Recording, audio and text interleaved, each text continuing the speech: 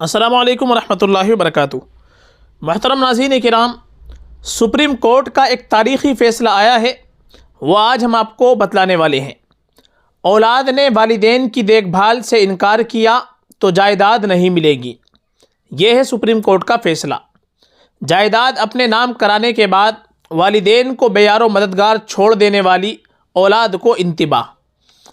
بوڑھے والدین سے جائیداد اپنے نام کرانے کے بعد انہیں بے یار و مددگار چھوڑ دینے والی اولاد کے لیے محتاط ہونے کا وقت آ گیا ہے۔ سپریم کورٹ نے اس حوالے سے تاریخی فیصلہ سنایا ہے کہ اگر کوئی ایسا کرتا ہوا پایا گیا تو اس سے جائیداد واپس لے لی جائے گی۔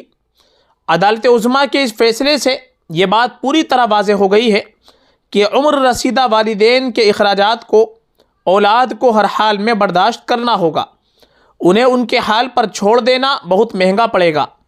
سپریم کورٹ نے اپنے فیصلے میں کہا کہ اگر بچے اپنے والدین کی دیکھ بھال کرنے میں ناکام رہتے ہیں تو والدین نے انہیں جو جائیداد یا مہنگے مہنگے تحائف دیے ہیں، بزرگ شہریوں کی دیکھ بھال اور ویلفیئر سے متعلق ایکٹ کے تحت واپس لیے جا سکتے ہیں۔ واضح رہے کہ یہ معاملہ مدھیہ پردیش کا ہے، جہاں ارمیلا دکشت نامی خاتون نے اپنے بیٹے سنیل دکشت پر الزام لگایا کہ اس نے جائیداد اپنے نام کرانے کے لیے ان کی دیکھ بھال کرنے کا وعدہ کرنے کے باوجود ایسا نہیں کیا۔ اس پر MP ہائی کورٹ نے تو بیٹے کے حق میں فیصلہ سنا دیا تھا کہ اب جائیداد دوبارہ خاتون کے نام پر نہیں ہو سکتی، لیکن سپریم کورٹ نے اس فیصلے کو پلٹتے ہوئے متعلقہ ٹریبونل کو حکم دیا کہ وہ جائیداد کو واپس اپیل کنندہ خاتون کے نام پر کرنے اور بیٹے کو وہاں سے نکالنے کے احکامات جاری کرے اور اسے نافذ کروائے۔